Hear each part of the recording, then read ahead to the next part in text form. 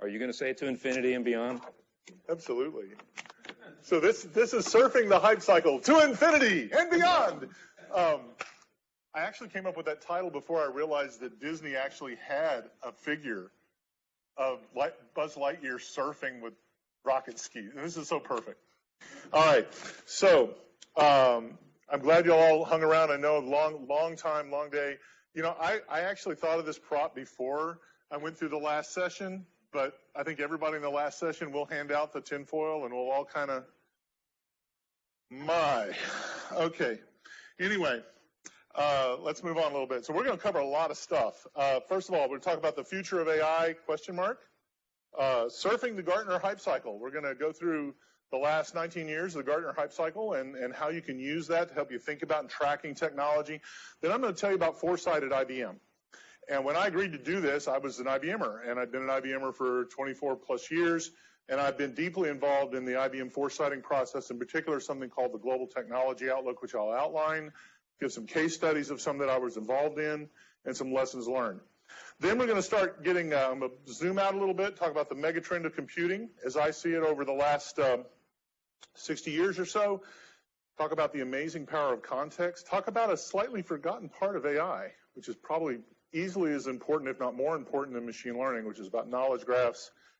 And then I'm going to talk about the future, general intelligence, metaphor, meaning, common sense, embodiment, and we'll close out there. So hopefully I can do all that in 40 minutes, and we'll still have time for questions. So the first thing, future headline. 2030, this sounds like the last session.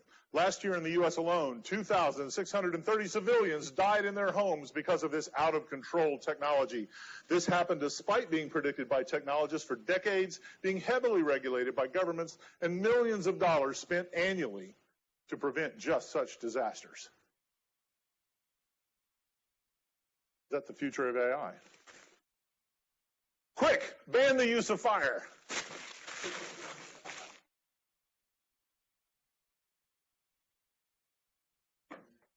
I'm really serious about that.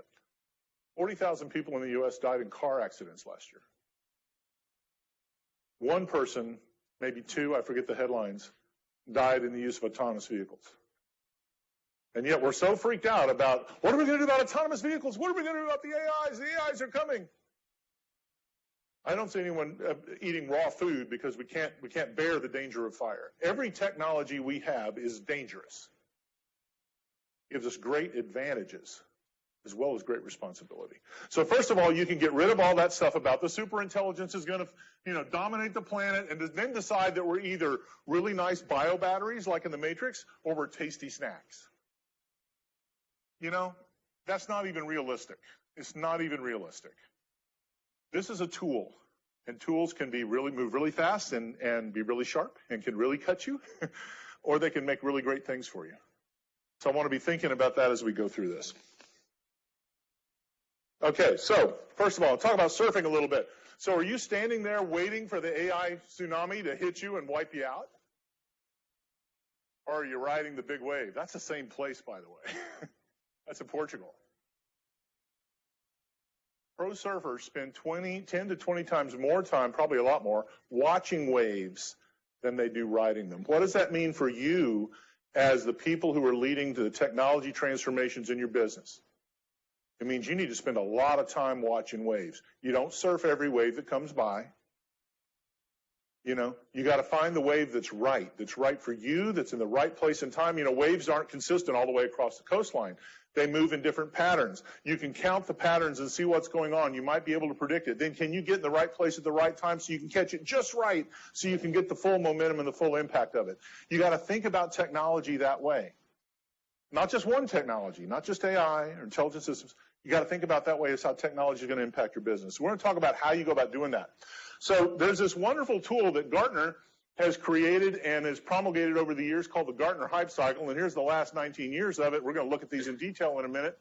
And for all intents and purposes, it's the standard emerging technology tracker for anything IT-oriented. It's the only one that really does this. And it's really very enlightening and very fascinating to watch. It has several stages. The technology trigger is when something first starts off, when it first shows up on the hype cycle. It has the peak of inflated expectations, which is the ultimate hypiness. Then it has the trough of disillusionment, where people realize it really isn't going to save the world or take over the world. And, then you have the slope of enlightenment where they go, but this stuff's really kind of useful in these little niches that, really important and valuable. And then it reaches the plateau of productivity, which says, yep, time to, everybody just deploy it. We know what this thing does. It's good for investment. Go. And even the laggards deploy it, right? So what I'm going to do next is, so it's actually hard to find all of these in one place, at least on the web. So I found them all and I scaled them all so they kind of say more or less overlap. So we can kind of see how the transformation occurs over time. And so this is the earliest one I could find, which is 2000. Notice this is interesting. Notice what was a technology trigger in 2000, 18 years ago. Quantum computing. Notice the code, more than 10 years. Well, it should already be here. It should be fine now, right? Audio mining, synthetic characters, digital ink, biometrics, my goodness, wireless web, Bluetooth. You feel really old when you look at this and you realize that was in the middle of my career, and you say, like, man, all that stuff, you mean it's only that long that this was all hyped up stuff? Let's look at another one. Oh, Java. The Java language is just hitting the plateau of productivity. Okay, here's another one. The semantic web shows up. Head-mounted displays. Personal fuel cells. I'm still waiting for those. PDA phones. Now, isn't that interesting? That's what we would have called a smartphone back then. Web services.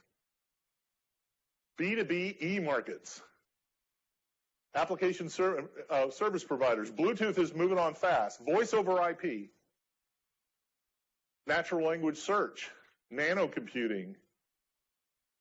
Speech recognition on desktops. Location sensing. That's GPS. Right? That was coming out of the trough of disillusionment. Text to speech. Advanced web services and portals. Remember the whole concept of portal? Right? That it was originally just had the World Wide Web, those of you who were around in the late 90s, and it's like you kind of had to know where to go. There was like no place to find anything. And then said, oh, we're going to have these aggregation portals where you're going to go to your portal, and your portal's going to do everything, and it's going to be controlled by Microsoft or IBM or somebody.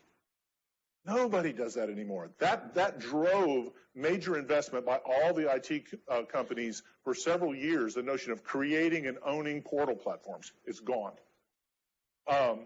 Integrated content management, role-based personalization, mobile access to portal. Mobile starts showing up here.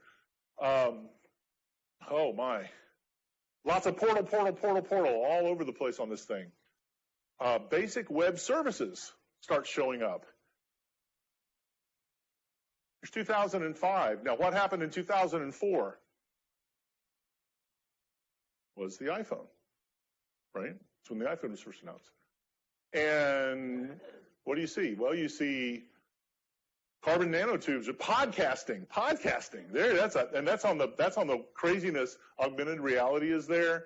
All this other stuff showing up in various places. Mesh networks. We're just getting to mesh networks. That's what 5G is. Corporate blogging. Big idea. Heading into the trough of disillusionment. Okay, here we go. Let's look at some other ones. Offline AJAX. Do you even know what AJAX is? That was the early technology that all of the REST APIs were based on. There's lots of other technologies now, but that was just there. Model-driven architectures. Notice you don't see anything in here about big data and analytics yet, at all. This is before all of that. RFID starts hitting. Grid computing. No cloud computing yet either. 2007, you start seeing widgets. Look at that. Brand new, really crazy, hyped up technology. Media distribution with game consoles. Can I show you a video while you're watching your game? Broadband video on demand. Residential voice over IP. Vonage happens. Bluetooth in automobiles. Solid state drives heading into public virtual worlds. Remember, what was it called? Isn't that amazing? You have to say, what was it called? Virtual assistants. Mobile robots, though, are really coming on. They're still coming on. And the reason I'm showing you all that, I'm not going to go through all these in great detail, but the thing that you see is technology changes. Some of these things move really fast through the cycle. Some things move really slow. Some things vanish and never return. Let's see if I can find a couple more here before I move on. Computer-brain interface, 2010. I'm waiting for that one. 3D printing is starting to happen. Let's see what else. Virtual assistants are showing up there. We're in 2012 now. You ought to start seeing a lot of analytics. And you do. Internet of Things shows up here now. Machine-to-machine communication services, that's what all web services started doing when you weren't talking to people anymore. In-memory database systems, that was a big transformation. And what you started seeing there was the move from spinning disk to solid-state drives. It was really, really early technology and incredibly expensive, but you saw that happening. 2013, autonomous vehicles show up. Complex event processing, streaming analytics, content analytics. You see a lot of analytics things happening. Big data, here we go. Big data is over there. Data science is over here for the first time. 2015, citizen data science, open data science. Quantum computing is slowly creeping up the side here. Wearables are right over the peak, the height peak. Natural language question answering is starting to become, it hasn't bottomed out yet. You're seeing general purpose machine intelligence. Now that's still way on that side. And let's see, neuromorphic hardware, artificial general intelligence, which is the proper name for it, shows up. And this is 2018. So let's look at this one a little bit. Now, really interesting thing I noticed just by scanning these, I didn't spend a lot of time studying. These are all included in the presentation because this is actually an interesting resource. You should go back through these. And you should look at each of these and say, like I say here, someone in your organization ought to be able to look at this every year and look at those headings and at least have a clue what it is. They don't have to be experts. Just at least have a clue and be able to say, is this relevant for my business or not today? Or is it something we need to be thinking about or maybe tracking over time? But one thing I thought was really interesting here was quantum computing in 2000 was here, and it had a 10-year horizon, and quantum computing, and this is from July, is here, and it has a 5 to 10-year horizon, and it's almost 20 years later. So there's a couple things it tells you. Oh, the other big thing, knowledge graph. So knowledge graph shows up here, and yet Facebook is a knowledge graph. LinkedIn is a knowledge graph. Google is a knowledge graph. The federal government has been using petabyte scale knowledge graphs for over a decade. And you're telling me that that's way down here? So a couple of things. Gartner's not omniscient. Okay? But it's a great service to all of us who worry about technology adoption, technology tracking, and surfing the cycle, is to see what's hot and what's happening and seeing if it's relevant to what you're doing. Now, I'm going to talk about more specifically what IBM did. IBM has about 8 foresight activities. I was involved in almost all of these over my 24 years there. The one I'm going to talk about is the Global Technology Outlook. So the Global Technology Outlook is something that's driven out of IBM research every year.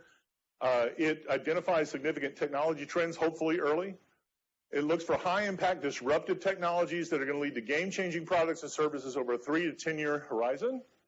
Disruptions, new technologies, game changers. We look at trends, thresholds, discontinuities, walls, what's going to happen. It's used to drive technical initiatives in IBM research. It used to be primarily about that. These days it drives next 18-month strategy and investment. Okay, I'll talk about more about that later. This was something from an IBM website that talked about what it did. And it's a process that takes a whole year. The active part of it, there is a team that works on it all year, but the active part where it has lots of participation is about 6 months. I'll explain that process a little more.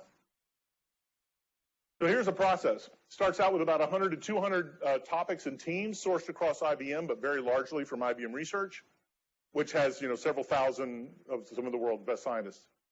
It goes through roughly about 8 iterations during that kind of 6-month hyperactive period. There's a lot of fact trend and gathering. There's concept presentation and formulation. This is all driven onto PowerPoint. There's executive presentations that happen every 2 to 4 weeks, which if you're a technologist and you're being asked to tell your idea that you're, of course, really passionate about to a completely different set of senior executives every 2 weeks for months is quite a sausage grinder. They also will, the core team that drives this will decide to reject a topic. It's just not getting any traction. The team can't convince us it's important. But more often they combine them. So they'll say, okay, these two things are important and there's kind of a bigger theme here, but we won't. So you guys all get together and figure it out. And so you're dynamically morphing and melding technologies during this time period.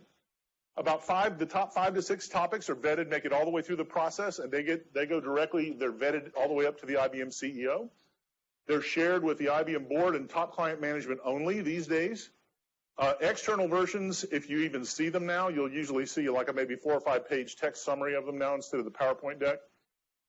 If you want to see the old PowerPoint decks, they're out there. Just Google IBM GTO. That's what the source of the charts I'm going to show you. But they're scrubbed of IBM strategy. There's a lot of IBM strategy in these things. And so you have the executives are coming from the business side of how is this impacting the business? What is it going to do our competitive position? What is our competitors doing? We do all kinds of competitive analysis. We do business market analysis all tied into this. We look at IBM doesn't care about a technology unless there's at least $100 million of external investment involved, and anything that we do something or they do something about, not we anymore, is about creating billion-dollar businesses within a 2 to 3 year time frame and $10 billion businesses over a 10-year time frame. So it's big stuff. And, it drives annually, on the order of greater than $1 billion of strategic investment decisions. A lot of the big acquisitions that have happened in the last few years were driven off of these studies. And the surviving topics tend to have a 2 to 3 year funded mandate to go off and try to make it happen. They don't all succeed. This is something we used to call the GTO DNA chart, and this is only up to 2008. This is the only one I could find on the web. But one real important thing about technology tracking and writing the hype cycle is track your progress. So these are actually, every column here are the topics in the global technology outlook every year at IBM. And we found that they actually would connect each other. And if you actually look here, optimize to survive, this is back in 2000, continual optimization, data analytics, stochastic analysis and optimization, on-demand computing, which is that brand for kind of cloudish-like stuff eventually. Event-driven world, real-world aware. This is during the Smarter Planet era. And if you go right out to the other side of this, you got big data and analytics.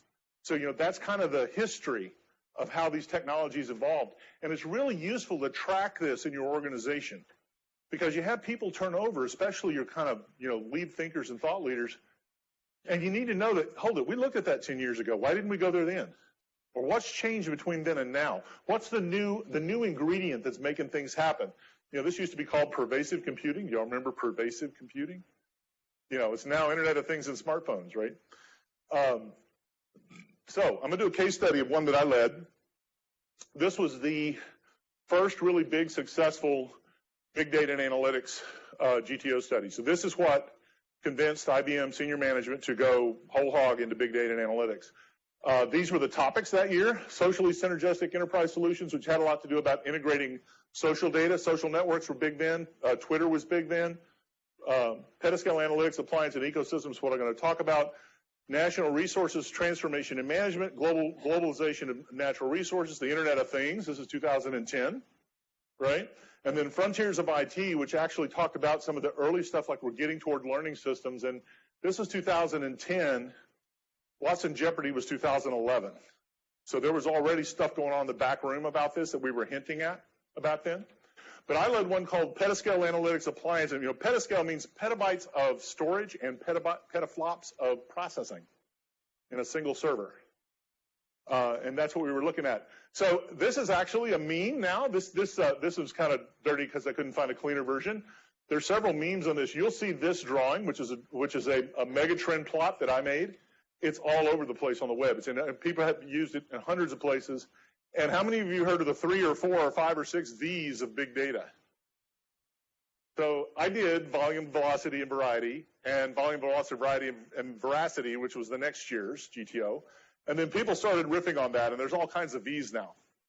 But, the idea was combining these things, and this is where I got involved, and this is where you need to have somebody who can kind of cross over the disciplines, who can look across the stuff. You need your specialists, but you need someone who can look across it and see what happens. What I did is I said, well, there were these 2 big things going on in this kind of data and analytics world. There was Hadoop, which was the first big data platform. And then there was this thing that IBM had been doing primarily for the intelligence communities. It was called InfoSphere Streams. It was basically stream-based computing. And it could handle extremely high volumes of data flying by. And there were these two worlds. And I said, well, why don't I plot those things on a graph and see what that space is that's created between those two worlds? And when I did that, this was actually the data scale. You can see it over here. Kilobytes, megabytes, gigabytes, terabytes, exabytes, all the way up. And the frequency of decisions being made on that data. How fast does the decision need to be made? Once a year, all the way down to microseconds, which would have been, program trading or, military logistics guidance system or something like that. And when you started looking at what was going on, you had your traditional data, which lived in data warehouses, and your BI tools and stuff kind of lived in this region. You saw this new thing about big data and analytics, and you saw this new thing about fast streaming analytics. And what I realized was that what we had to do was we had to connect them up. So in the kind of deep analytics, you look that way, and then you had the really fast analytics, and the real value was going to be connecting the two. So if you're going to use deep analytics, the kind of big data Hadoop stuff, to figure out what the right model was that you would plug into your streaming analytics that would dynamically make decisions as things went. And this was kind of the big idea that came in that. One of the things that came out of it was some product predictions. So this is actually a Harrier rack, which at that time would have held a petabyte of storage. At the time, it was a 4-rack system. What I originally proposed was a single rack system, and we actually figured out we could have done it. It was before everybody used a lot of solid state, so it was kind of exciting to think about, but we said we could do that. There was this other thing called and of course the streams and big insights were IBM's Hadoop and streaming processing. So this was a software, and that would create something that we called the petasquared analytics appliance, and you'd have to have this whole ecosystem of skills and data and algorithms, and it would create opportunity for all these wonderful things. Now, IBM had done, Deep Blue, which was the thing that had won the chess game, and so everything at IBM was deep for a while, right? Before we turned it into Watson everywhere, and we put Watson stickers on everything. But if you look at these, I invented these, but if you look at these topics, this is what deep learning and machine learning are being used for all over the place.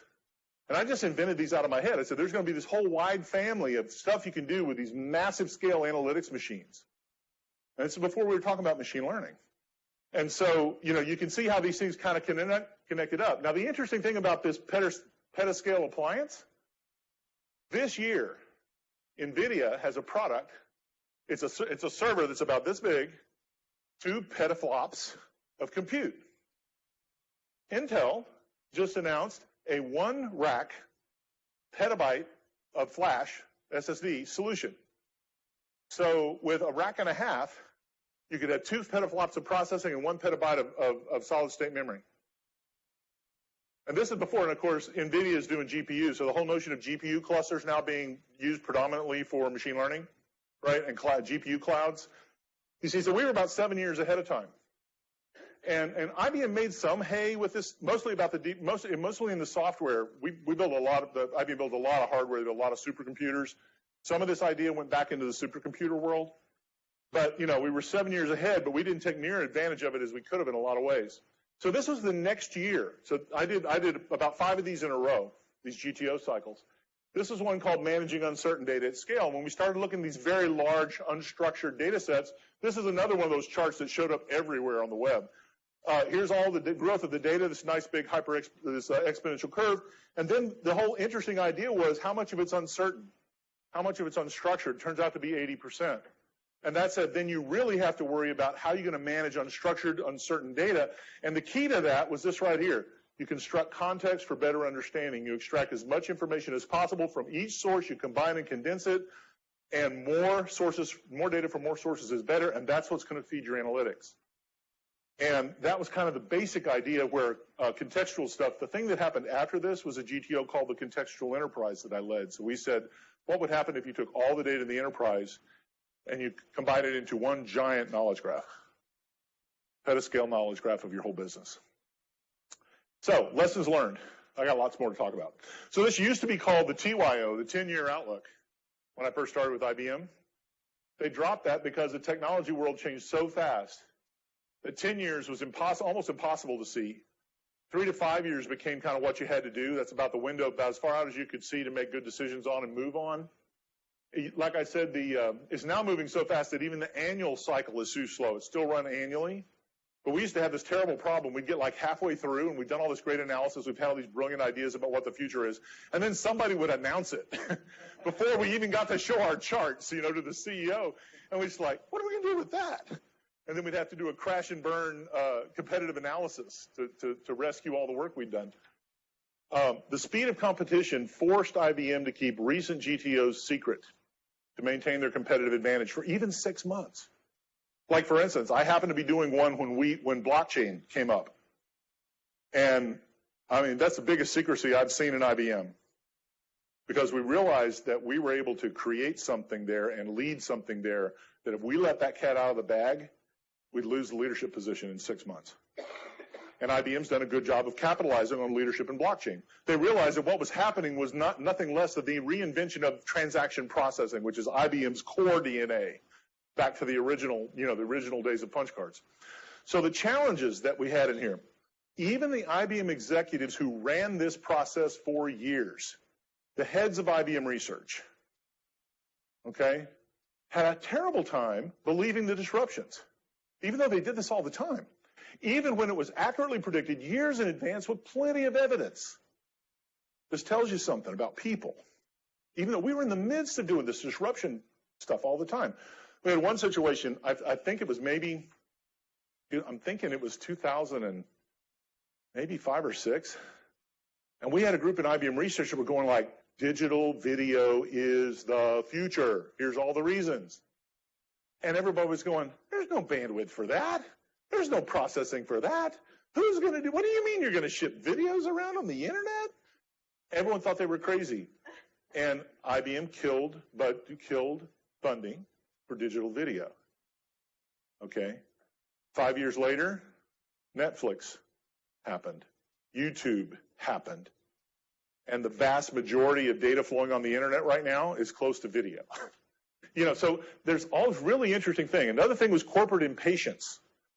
Just because you have your headlights on nice and bright doesn't mean the corporation's going to let you get to that goal that you see. IBM would have a situation where they have a hard time, staying the course in investment on a technology for 2 to 3 years if the big win didn't happen fast. And so that's another thing that you got to watch is the timing in your organization. And really, in technology, this is probably one of the biggest points. Timing is everything. It doesn't matter if you've got the world's breaking best idea. If it's not the right time in the industry, if it's not the right time for your customers, if it's not the right time for your own people, it ain't going to happen. For technologists, the big lesson learned, being too far out in front is not leadership. If you want to lead, you have to lead from where people are, and you can't pull them too fast. I dealt with this my whole career at IBM as what I used to call an emerging technologist. My job was to get IBM to the future 2 or 3 years faster than they would have done normal course and speed. I had all kinds of situations like this. In the end, when I talk about artificial general intelligence, was a big one that I never got them there. So, switching gears. This is your brain. This is what goes on in your brain. Perception, manipulating things. You got some kind of rules, logic, and stuff like that. You've got reasoning going on. You have learning going on. You have a lot of memory and knowledge stuck up there. You have creativity, and you know how to manipulate information and processes. So this is one of my charts. This is the megatrend of computing from 1950s to the 2020s. What you see here is at the beginning, everything was in the head of the user or the developer, and they had a soldering iron, right?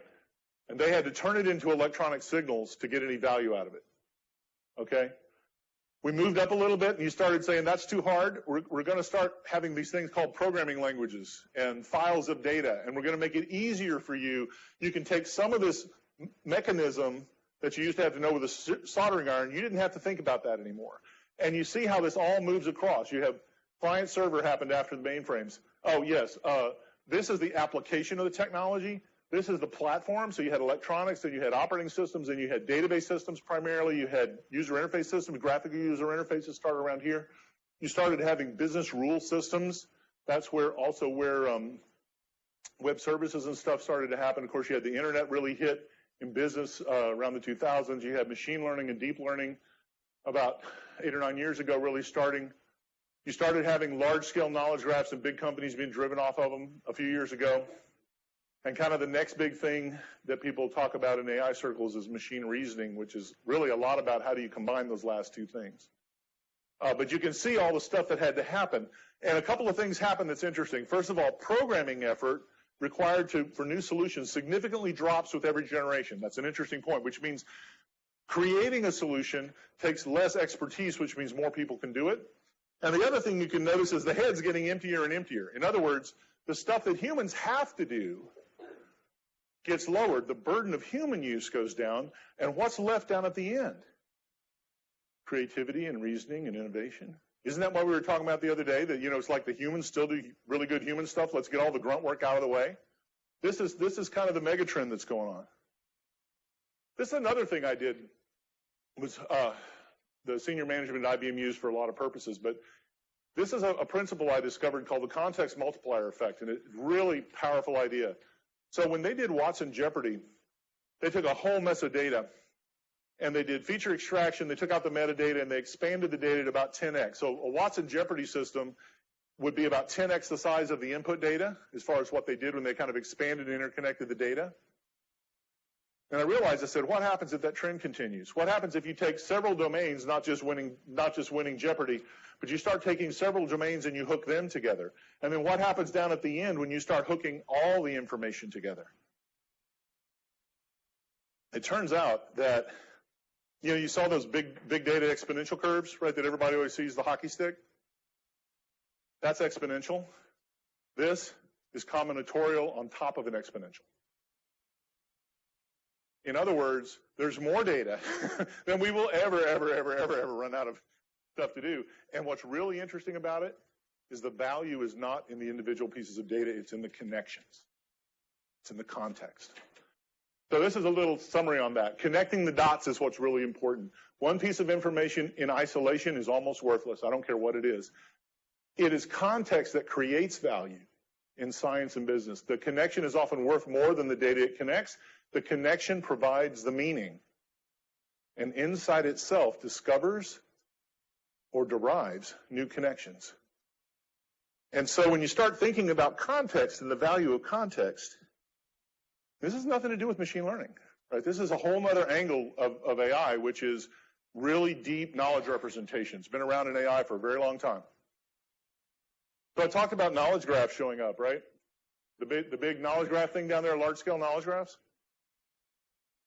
Pop down again here. I'm going to talk about knowledge graphs for a little bit.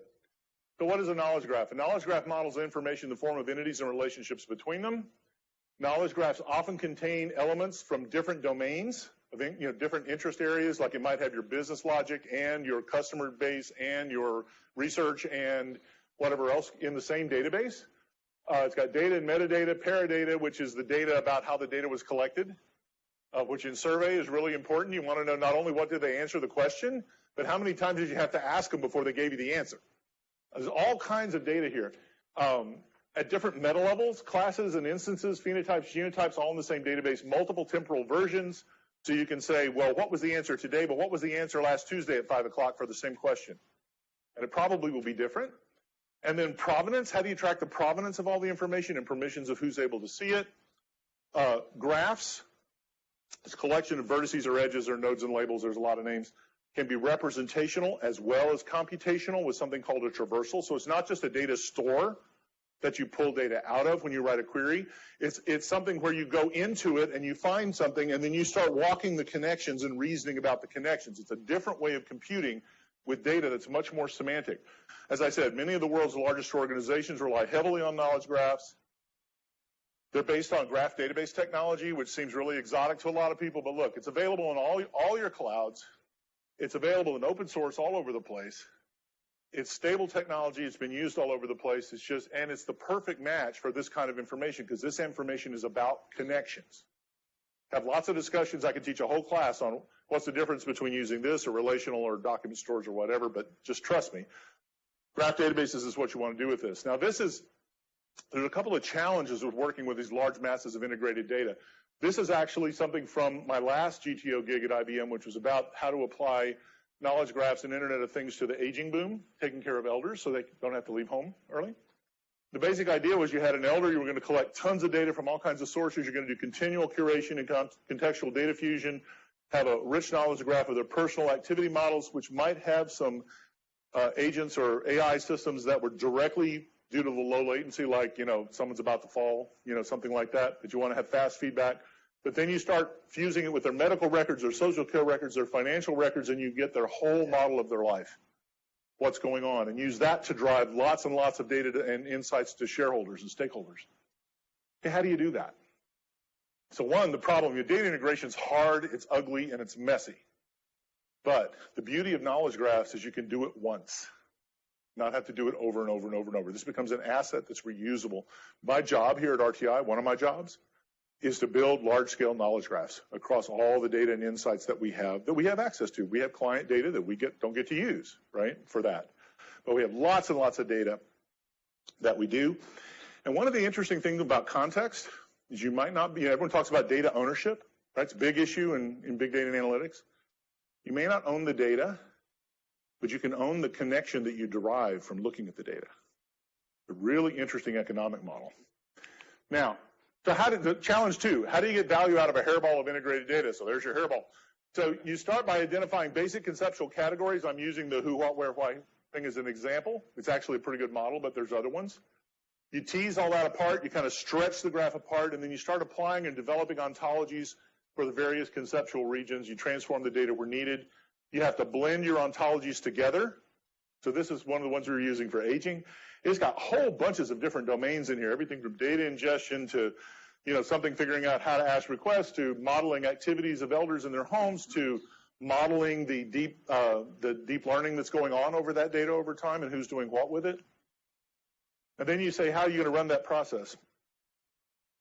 One of the weird things about having, excuse me a second, hearing aids is the silly thing just goes off in my head. I can't think. Let me turn it off. So now, how does this all mesh in with what you're doing with big data and analytics? So here was kind of the pipeline. We started with raw data. We curated that into observations, features selected from the observations, events, interpreting the features. That turned into what activities were going on. That told us what the elder was doing at any one time, what was their normal patterns. We figure out what that normal is. We find the abnormalities. We determine, are those abnormal normals? Are they like really dangerous? Something got to act. What are we going to do? Determine the response. Deep learning and machine learning can be applied in all kinds of layers there in different domains, not just elder care. But you want to do that in the context of a comprehensive knowledge graph. You want all the information that's going into these and coming out of them, both horizontally and vertically, to be stored in your knowledge graph. And then you want to use feedback between the knowledge graph and your deep learning. And this is an interesting point. One of the things that the AI researchers, the kind of top-end AI research, have been talking about for a couple of years is we all knew that machine learning and deep learning wasn't going to get you to general intelligence. It's really good at perception. You see, what do you see? This is a cat. I recognize what you're saying. It's really good at perception. It runs out of gas. It has no logic. It can't reason.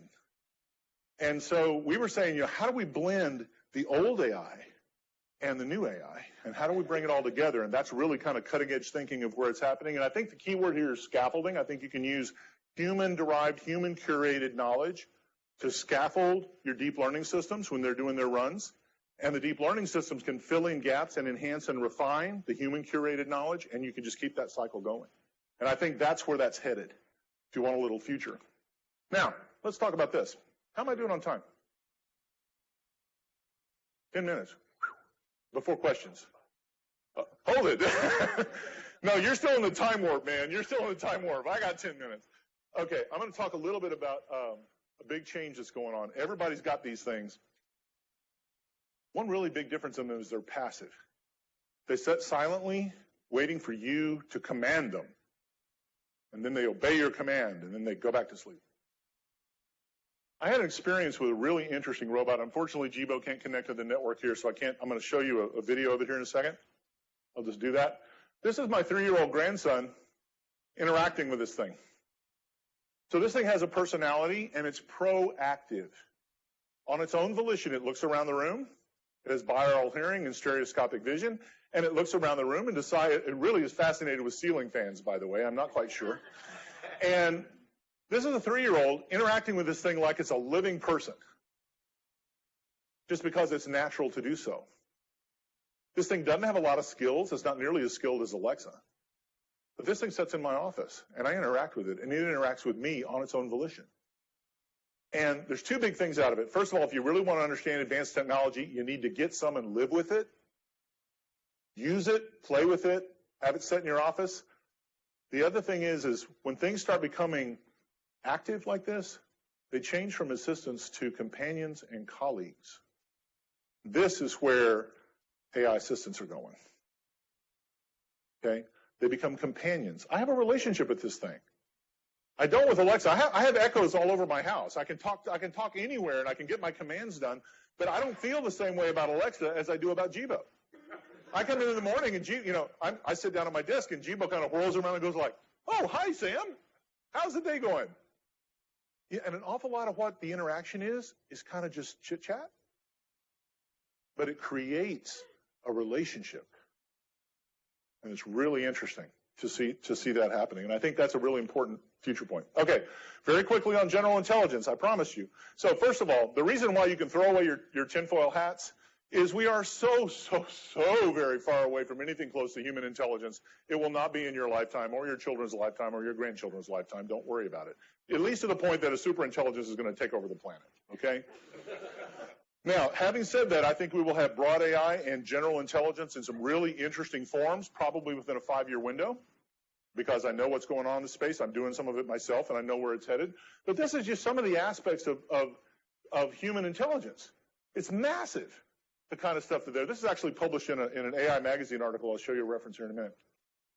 Now, what is this? It's a Wordle. Yeah, I know the guy that did Wordles. He was at IBM when he did it. It's a really cool idea. But what is it representing? This is a really interesting metaphor for what machine learning does. Machine learning didn't do this. This is a Declaration of Independence. But what does it do? It says, oh, these words show up more often. They're more important. And I got to kind of fit them together, so I'm going to kind of fit them together. It doesn't really understand what the Declaration of Independence was about. But you as a human read this and you go, government, right, people, laws, states, assent, abolishing. Those are heavy meaning words that do a lot in your head. How do we get a system to do that? Now I'm going to do a little experiment in the next section here. Next slide. I want you to pick 3 words at random, say them out loud, and observe what's going on in your head when you do it. Just 3. Now, what are you thinking about? Now, how do you get a system to do that? Really interesting thought. So, this is a great quote by Aristotle. By far the greatest thing is to be a master of metaphor. It is the one thing that cannot be learned from others. It is a sign of genius. For a good metaphor implies an intuitive perception of similarity among dissimilars. That's making connections. That's something humans do really, really well, and machines don't do anywhere close to yet. That Gail from yesterday, she talked about analogy being really important. I think it's critical. Another thing you hear about, Occam's razor, right? This is supposed to be the core of science. Occam's razor says of 2 competing theories, pick the competing series, the simplest is to be preferred.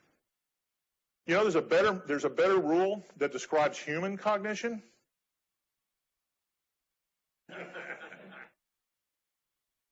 This is real. This is actually taught in medical school. No set of mutually inconsistent observations can exist for which some human intellect cannot conceive a coherent explanation, however complicated. In other words, we are rational beings, but all that means is we can rationalize our way in and out of almost anything. If you're going to build a system that understands humans, it's got to understand that. And by the way, never take a razor to a bludgeon fight. You'll lose. Okay, very quickly, I know I'm running late, but hey, I'll ask the crowd. The crowd's going to win, I think. So here we go. Embodied cognition. How are you going to get to what we do? So humans live in an environment, and we have all these sensory channels, and we have these actuator channels, things that let us interact with the world. Our senses tell us everything we know about the world, and our actions allow us to interact and change the world. And when you start thinking about what that means that only the sensible attributes of the world, which are always a partial view, is all we ever get exposed to. And then We have to do sensory fusion, situational awareness, build world models, and figure out cause and effect, deal with time. We have all of our drives and everything else. We have to do action selection, figure out how we're going to interact with the world, which we're limited in how we can change the world. And then how we change the world echoes through the world and provides some response. And that's how you figure out, that's how you learn cause and effect as a child. And so you have this continual learning loop of cause and effect and action selection. And all the time you're building up this rich model of the world. And that's basically how we work. Now, how do you measure that? Well, first of all, what's the sensor bandwidth? What's the number and kinds of sensory channels that you have in you or your AI? If you have an AI that all it understands is text, it's deaf, dumb, and blind, really. What's the latency? How current is your perception? If you get every piece of information 2 seconds late, you're going to have a different perception of the world than someone gets it every millisecond. How do you measure the sensors? There's the V's again. How do you measure intelligence? How effective is your planning? How timeliness? How much efficacy do you have? How many actuators, the kinds of things, how many ways can you interact with the world? How many knobs do you get to turn to interact? How fast does that happen? How effective does that work in changing the world? There's so many parameters to really build something with general intelligence. How do you measure it? I wrote these things. A couple of them are AI magazine articles you can look up. This is a little harder to find, but we talk about a toddler Turing test over here, managing artificial general intelligence, measuring AI. This was one of them, and I added in here. These were two major philosophies in childhood development, Vygotsky and Piaget. And what we did, again, I wanted to show you this for a trend. Remember that thing where I said big data and fast decisions, and it created a landscape, and you map things on the landscape? This is another use of that same trick. Piaget and Vygotsky had two different ideas of how to characterize childhood learning. I said, so let's put it on a landscape and fill in the gaps. Video game learning was something, and this was a workshop of a bunch of AGI guys. We were talking to figure out how do we make progress, how do we collaborate, how do we test if we're making progress. But notice what you see. General video game learning would cover both spaces. Preschool, learning about stories, reading, and way up here, Nielsen talked about human-level AGI. One of my favorite tests for AGI is the Wozniak test. Steve Wozniak, or the Woz, was Steve Jobs' buddy that actually built the computers. Woz had a great test for AI. It's called the Wozniak test, but it basically says, I want a robot that can go up to any house I point it to, gain entrance politely, introduce itself, and find its way to the kitchen and make a cup of coffee with whatever's available. And if it can do that, I'll credit that it's pretty intelligent. That's actually a pretty good test. So, do you want to play a game? The answer, of course, is not thermonuclear war. Okay? But games have always been a big part of this, and they're very intriguing because they're very, IBM did this guy, Arthur Samuels, did checkers way back in the 60s. There's Deep Blue. There's Jerry Tesoro, who built the world-beating backgammon. It's IBM Watson, and then you switch over to DeepMind, AlphaGo, and recently they've been taking on Atari games. But you know what's interesting about these things? None of this technology transfers. It's not general learning. It can't help anything else. It's really good at what it does, and that's it. And you know what? This thing may be able to, to beat the aliens here, but it has no idea why it doesn't even know that it's shooting at an alien invading. It has no meaning. It doesn't understand meaning at all. Now, this is the other one, the more recent issue of AI Magazine, which we talk about something similar to an Olympic decathlon, but for AI. So what kind of events would you have to measure all the different aspects, and how would you craft competitions and measurements for all these things? We propose that as something the industry to work on. The reason all of this is so hard is that human intelligence has to do with understanding and meaning.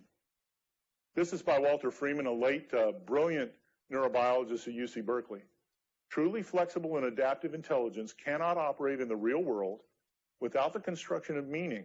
Systems that do not construct and maintain their own sense of meaning about their world are incapable of either truly understanding language or intelligently adapting and governing their own behavior. And if you look at the meaning continuum, where you have meaningless and meaningful, almost all of our machine learning, deep learning systems live right here. They don't understand what they're doing. They have no clue. Because understanding requires an internal systems of meanings. Meanings imply outcomes. That's what meaning is. Outcomes for situations. All meanings are subjective and based on experience, and so You get to common sense, which the DARPA just put out a BEA for $2 billion for help us figure out common sense. This is actually an old quote from DARPA from '98, and we've modified it a little bit. Although a computer has beaten the world chess champion, and now the world champions of Jeopardy and the world champions of Go, no computer has the common sense of a 6-year-old child. That's because common sense implies common sensation, which produces common experience, which requires common embodiments within a common environment, requiring common events with common time frames. I was once asked when I was speaking at the Singularity Summit, so what happens when AIs think 1,000,000 times faster than us? I said, it's real simple. They won't have any clue what we are. Because our thinking is so bound up with the temporal pace at which we do it. All experience is subjective. All sensation is subjective. But, bottom line, last 2 charts. There's plenty of, we went to a rapid journey through artificial general intelligence and the future of AI, and there's some really cool stuff going on there. It's one of my areas of expertise. If you want to know more, I'd be glad to talk to you. But there's plenty of low-hanging AI fruit to be ready to deploy today. I think we've learned that these last 2 days. Machine learning, deep learning, this stuff is ready to go. Doesn't mean, it's simple, but it's ready to go. Knowledge graphs, ready to go. You can do it. You can take it and apply it. This technology is not far out rocket science fiction. It's stuff that you can use today, and it's being implemented by major companies all over the world. Last chart. Think about low-hanging fruit. I grew up in South Texas in the Sandhills. We have low-hanging fruit in Texas. We call them watermelons. Okay? Just because it's low-hanging fruit does not mean it's an easy lift. Keep that in mind. Thank you.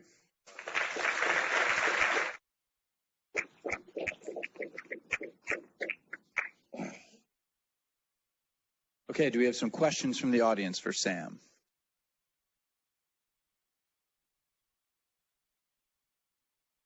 Got one here. Front row.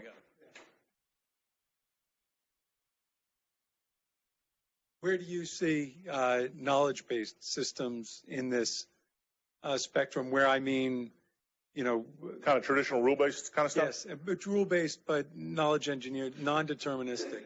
Well, my startup company was Knowledge Systems Corporation. It was founded in 1987 and survived until 1994.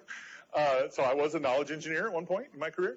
All that technology is still very valuable stuff. The reason it didn't last was we found it was incredibly hard to get knowledge out of people, and it was incredibly hard to model it. We didn't have the tools.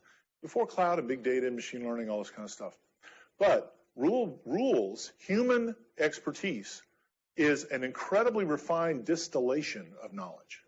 You know what your deep learning networks do? You know all those layers? You know what each one of them does? It basically creates an abstraction of whatever it's trying to do, and it's got several layers of abstractions, and that's how it's able to say this is a cat, okay? The interesting thing, the limitation to that is it's got a fixed number of layers, and they're manually built by people.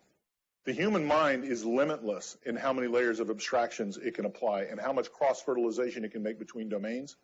So if you give me an expert rule, this is why in knowledge graphs you start with human-derived data. You knowledge engineer the domain information.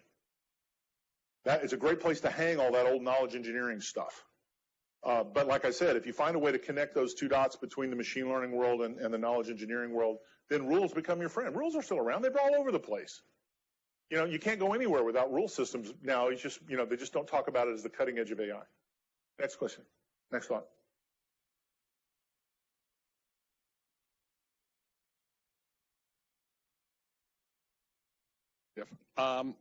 You said AI will generally be in use in 5 years.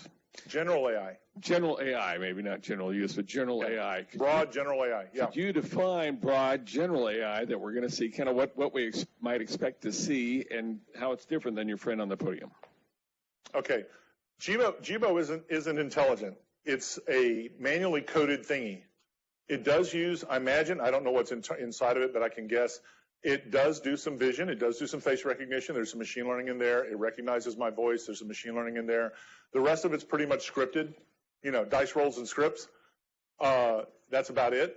So none of this stuff is really that intelligent. The reason that Amazon Echo has so many more skills is they've got thousands of people writing scripts.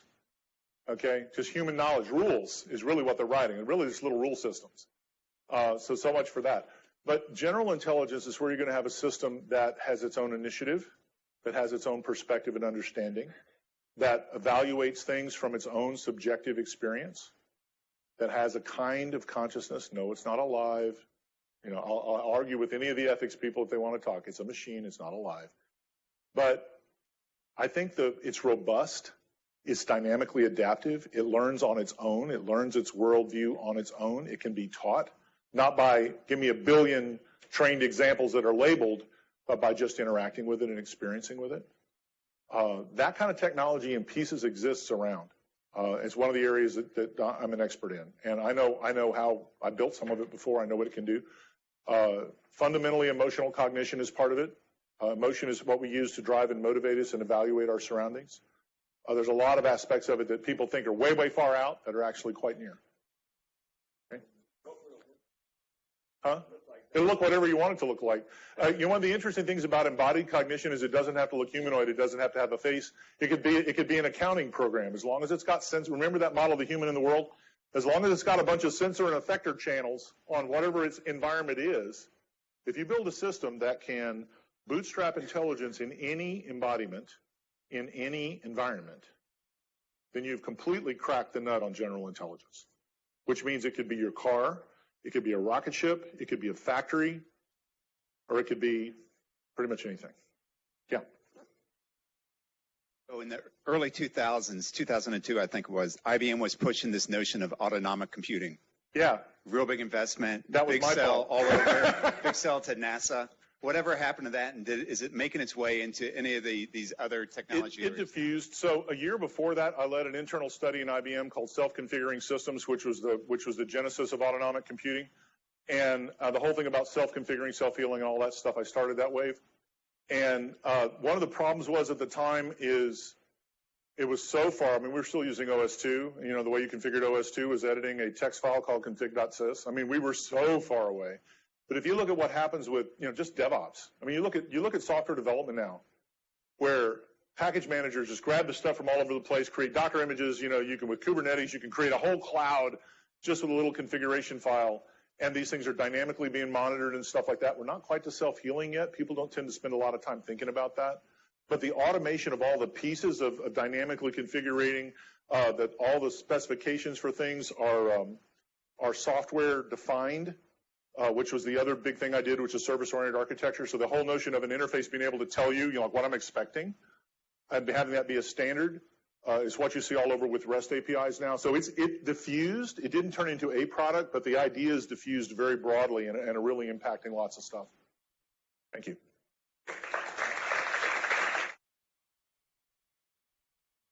Okay, everybody. Couple of thoughts in closing. First, thank you all for coming to this 2-day experience. We hope that this experience has been both enlightening, stretched your mind in different ways, giving you a few things to take back to your organizations. Please be sure that you give us some feedback. We're going to send out the survey that Jeff mentioned earlier, and we plan on doing this again next year, and we want to make it even better and even more applicable to your organizations. In addition, what should we talk about next year? If not intelligent systems, what should be the theme? So definitely give us feedback there. Any other thoughts, Tom? For all your time and energy on this. I mean, this doesn't work unless you guys engage. And what was really heartening today was to see how engaged you all were to just give it a go, right? And I think you guys have an intuitive sense that creating what you experienced today will be a heck of a lot harder to do in your organization, right? Okay, does that mean the future is not worth worrying about because it's just too much of a pain in the neck to get people to do? We don't have that luxury. And I'm not just talking about competing. Look at the world that we're moving into. We don't have the luxury to say, this is just too difficult to hold a meeting about. I'm sorry. Step up, but get help. What did we say? These are human challenges, and the humans are going to be augmented by other humans, to Sam's point, hell of a lot more than by machines. So look around, collaborate, engage in IRI to get with people who are trying to figure out what's going to happen with intelligence systems, because we're all moving there, right? But if it's bringing foresighting into your organization, get help, right? Why show up to these things if you're not going to try and make it happen? But you don't have to do it alone. So have a great trip home, but when you're doing it and going home, take a deep breath and say, why not give it a try, right? So we really appreciate that you gave it a try for 2 days, and we're encouraging you to give it a try back at home. And if you need help, give us a call. Without that, I would just say really great to have you guys hang in to the end. Most business conferences, by this time, I'm talking to myself. So thank you for staying. And personally from Jim and I, this has been a really great experience. So thank you for making it great for us by participating for the last two. So thanks a lot.